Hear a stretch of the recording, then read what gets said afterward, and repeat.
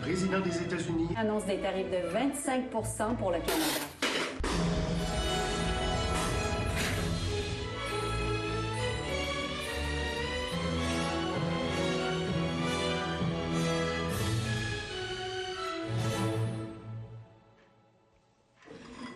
Un extrait d'une publicité coup de poing pour répliquer aux droits de douane américains. On y voit en fait des Canadiens qui s'étouffent littéralement quand ils regardent la télé puis qui sont en train de manger leur soupe aux tomates. Évidemment, les tarifs font mal. Alors, en regardant les nouvelles liées aux mesures tarifaires, c'est ça que ça fait. Peut-être que ça vous arrive, vous, pour d'autres sortes de nouvelles, mais là, cette publicité a été conçue spécialement pour sensibiliser notamment les Canadiens à l'impact des tarifs. Alors, c'est l'entreprise québécoise Les Aliments BCI, que vous ne connaissez probablement pas, mais vous connaissez leurs produits, et l'agence Les Évadés, on pourrait les appeler les éclatés, vu le caractère assez loufoque et donc de cette publicité. Alors, je reçois le président et chef de la direction d'Aliments BCI Food, Daniel Cousineau. Bonsoir, M. Cousineau. Bonsoir, c'était tellement drôle comme annonce. C'est drôle comme annonce. C'est vous qui l'avez voulu, c'est vous qui l'avez commandé, créé. Dans quel esprit avez-vous voulu faire cette pub? On a mandaté cette annonce-là parce que c'est un cri du cœur. Comme entrepreneur, comme chef d'entreprise, notre souci premier, c'est la pérennité de l'entreprise. Ces tarifs-là affectent la rentabilité de nos entreprises. Alors, on trouvait que le moment était bien choisi, étant donné le climat de solidarité qu'il y a au Canada, de continuer à cogner ce clou-là pour sensibiliser l'ensemble des consommateurs, de poser un geste, de continuer d'acheter des produits canadiens. Est-ce qu'elle va être vue par les Américains? Je pense que oui, je l'espère. Bon. En fait, c'est pas une attaque contre les Américains. C'est vrai que c'est une annonce qui est audacieuse. Comme on dit, it's a fine line. Mais notre objectif, c'est pas de choquer les gens. C'est d'utiliser l'humour pour faire parler de cette situation-là. Faut se le dire, qui est catastrophique.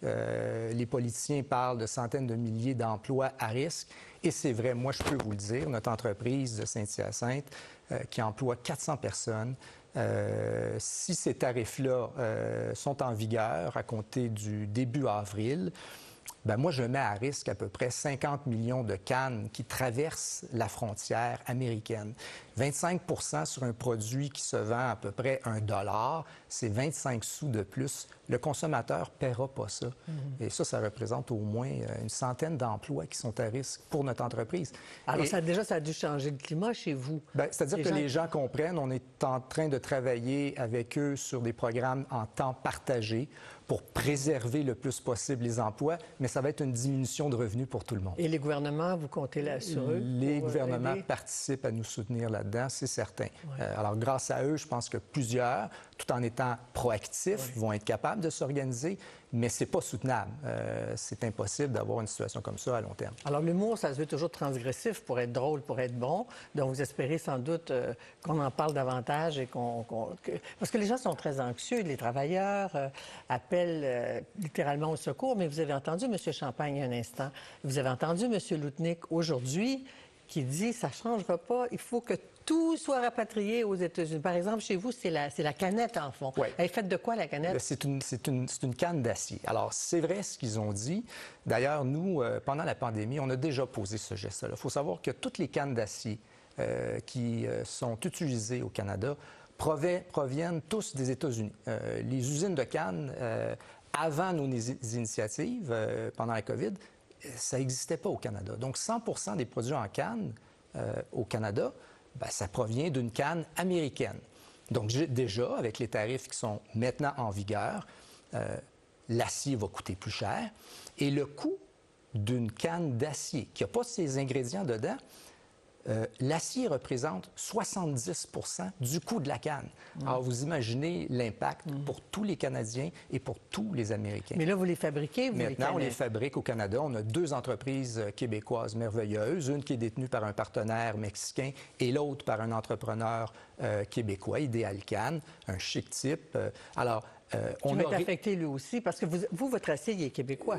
Notre acier est québécois, mais provient aussi de d'autres pays. Alors, l'acier qui rentre au Canada, lui, n'est pas sujet aux tarifs sur l'acier. C'est l'avantage qu'on a. Alors, je pense que l'autre message sous-jacent des gouvernements, dans une situation comme on vit présentement, c'est de développer une autonomie, pas juste en termes de consommation, mais industrielle. Alors, aujourd'hui, BCI a l'avantage de pouvoir s'approvisionner au Québec pour ses cannes. La canne sur un produit fini de soupe en canne, c'est 50 du coût. Alors aujourd'hui, cette canne-là, elle provient de Granby, une usine de Granby.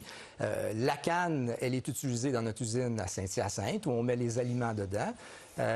Alors cette autonomie-là qu'on a mis en place, bien, ça va nous avantager, c'est certain, aujourd'hui. Sauf que ce n'est pas le cas pour la grande majorité des acteurs sur le marché, parce qu'on a une économie qui est bien imbriquée, si on veut. Alors, de commencer à tout défaire ça du jour au lendemain, il ne faut pas y croire. Mais là, vous mettez dans vos canettes, dans vos cannes, de la soupe. On met de la soupe, oui. Mais vous avez des concurrents ici qui sont américains. Oui, alors ça, c'est qui? Bon, alors, c'est pas une guerre contre eux, mais c'est vrai. La seule usine de cannes de soupe au Canada, c'est la nôtre, les aliments BCI. On a d'autres acteurs mais c'est des à marques, plus petit volume. C'est Elmer? Oui, c'est Elmer, c'est Primo, c'est Saint-Hubert, c'est Tim Hortons et toutes les marques privées des chaînes alimentaires, des épiceries. Choix du président, sélection. Oui, exactement. Mais les Américains, c'est qui? Alors, les Américains, c'est... Parce qu'on veut savoir, les gens recherchent les produits canadiens. Alors, le joueur dominant au Canada, aux États-Unis, c'est Campbell's. Alors, quand on achète un produit Campbell's au Canada, là, sur les tablettes, c'est un produit qui provient des États-Unis, qui est détenu par une entreprise américaine. Alors, nous... Ils font rien au Canada. Ils font rien. Ils ont fermé leur usine en 2019. Mais eux, ils vont être affectés par... eux vont être affectés. Le produit, quand il va rentrer au Canada, va coûter plus cher. Et en plus... L'acier qui est utilisé aux États-Unis, contrairement à l'acier qu'on utilise nous ici... Il vient de chez nous. Bien, il vient de chez nous, mais il vient de d'autres pays aussi. Oui. Lui, il est sujet aux tarifs de 25 %. À partir d'aujourd'hui. Oui, exactement. Ouais. Il y avait déjà des tarifs sur l'acier, il faut dire la vérité. C'est quoi, c'était 10 En fait, il y avait différents types de pourcentages selon le type d'acier. L'acier qu'on utilise pour les cannes d'acier, c'est un très petit pourcentage sur le volume total de l'acier. Mais quoi qu'il en soit, ça va coûter plus cher. Mais ça peut durer longtemps? Quand vous entendez ce qui se passe aux États-Unis, le Canada... moi, je m'inquiète surtout parce qu'on a des acteurs aujourd'hui à la Maison-Blanche qui sont très imprévisibles. Alors, c'est difficile de déterminer exactement combien de temps cette guerre-là va durer. J'espère, pour le bénéfice de tous, les Américains, les Canadiens, qu'on va en finir avec cette guerre-là. On était déjà tous très, très bien intégrés. Les Canadiens, les Américains, ça fonctionne très bien. Est-ce que vous exportez, vous, des soupes Elmer?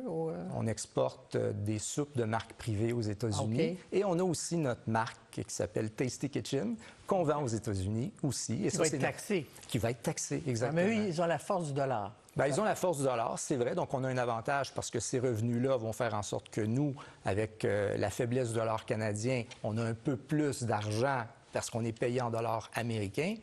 Mais ce produit-là va quand même coûter plus cher aux États-Unis.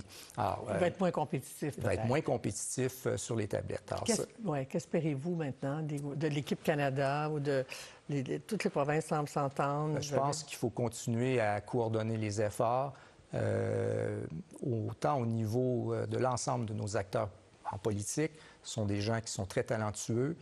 Et je pense que les entreprises, les chefs d'entreprise ont aussi un rôle à jouer. Il faut continuer et augmenter notre solidarité. Moi, j'invite les Canadiens à continuer d'acheter des produits canadiens et de vraiment porter attention. Alors, cette pub va certainement stimuler l'attention des citoyens qui vont vouloir acheter local. C'est ce que vous vouliez faire. Avez-vous l'intention d'en faire d'autres pubs? Oui, on va continuer d'en faire. C'est sûr que Elmer, c'est une marque qui est iconique. Tout le monde connaît la marque Elmer.